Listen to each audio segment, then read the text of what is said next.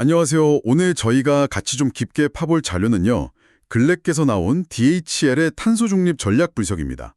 글로벌 물류 대기업이 지속 가능성 목표, 특히 전기차를 중심으로 이걸 어떻게 현실로 만들고 있는지 그 핵심을 한번 들여다보겠습니다. 바로 본론으로 들어가서 DHL 목표 스케일이 어마어마하더라고요. 2030년까지 전기차를 8만 대 이상으로 늘리겠다. 지금도 3만 5천 대가 넘어서 이미 업계 최대 규모인데 말이죠. 특히 그 마지막 배송 단계 라스트 마일 차량의 60% 이상, 정확히는 66%를 전기차로 바꾸겠다는 목표.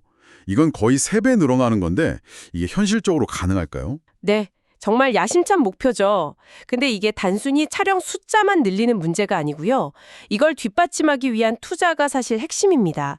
2030년까지 탄소 감축 관련해서만 7억 유로, 우리 돈으로 하면 거의 1조 원을 투자한다는 계획이니까요. 그냥 차 바꾸는 비용 그 이상인 거죠. 1조 원이요? 네, 여기서 특히 주목할 만한 게 독일 에너지 기업 이온하고 파트너십을 맺은 건데요. 독일 전역에 있는 DHL 거점마다 급속 충전기를 설치하는데 이걸 DHL 혼자 쓰는 게 아니에요. 협력 운송업체들하고 이걸 공유한다는 겁니다. 아, 공유. 자기들만 쓰는 게 아니라 네, 이게 비용 절감 효과도 있겠지만 그거보다는 물류 생태계 전체의 전기차 전환을 좀 더 빠르게 이끌려는 뭐랄까 전략적인 움직임으로 봐야겠죠. 물론 운영은 좀 복잡해질 수도 있겠지만요. 그렇군요. 그럼 이런 투자가 실제 효과로도 좀 나타나고 있나요? 숫자로 보이는 게 있을까요? 네네, 구체적인 성과들이 벌써 나오고 있어요. 예를 들면 태국에서는 전기차 도입해서 연간 한 436톤? 그리고 싱가포르에서는 일일 배송 루트의 한 30%를 전기화해서 연간 323톤의 이산화탄소를 줄였다고 하고요. 독일 같은 경우는 이미 배송 루트의 절반 이상이 전기차로 움직이고 있다고 합니다. 절반 이상이요? 벌써요? 네, 이런 노력들이 다 합쳐져서 전체적으로 보면 연간 한 39,600톤, 그러니까 거의 4만 톤 정도의 이산화탄소 감축 효과를 보고 있는 거죠. 4만 톤. 이게 시작 단계에서는 꽤 의미 있는 숫자겠네요. 그렇죠. 근데요, 전기 트럭만으로는 그 장거리 운송이라던가 아직 충전 인프라가 부족한 지역은 좀 어렵지 않나요? 아, 맞습니다. 아주 중요한 지적이신데요. 그래서 DHL이 그냥 전기차만 고집하는 게 아니라 스카니아랑 손잡고 개발한 게 있어요. 그 하이브리드 전기 트럭, EREV라고 부르는데요. Extended Ranged Electric Vehicle.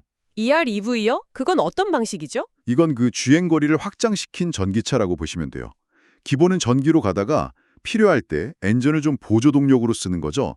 그래서 최대 한 800km까지 주행이 가능하다고 하니까 충전이 좀 어려운 노선에서도 현실적인 대안이 될 수 있는 겁니다. 아, 800km면 상당히 기네요. 네, 실제로 베를린 함부르크 구간에서 시범 운행을 해봤는데 이산화탄소 감축 효과가 80% 이상 나왔다고 해요. 그러니까 기술 혁신으로 이런 현실적인 장벽들을 넘으려고 계속 시도하고 있는 거죠. 모든 걸 한 번에 바꾸는 게 아니라 가능한 부분부터 실용적인 해법을 찾는 방식으로요. 기술 개발도 중요하지만 고객 참여 얘기도 있더라고요. 고그린 플러스 서비스. 이건 뭔가요? 아, 네. 그건 고객사들, 그러니까 화물을 보내는 기업들이 추가 비용을 조금 내면요. 자기들 화물이 좀 더 친환경적인 방식으로 운송되도록 선택할 수 있는 서비스예요. 예를 들면 지속 가능한 항공연료, SAF라고 하죠. 이 SAF 사용 비중을 높이는데 이 비용이 쓰이는 식으로요. 아하, 고객도 같이 참여하는 거군요. 그쵸. DHL 자사 운영뿐만 아니라 고객과의 관계, 그 공급망 전체에서 탄소 감축을 같이 해나가려는 접견인 거죠. 들어보니까 정말 단순히 차량 교체만 하는 게 아니네요.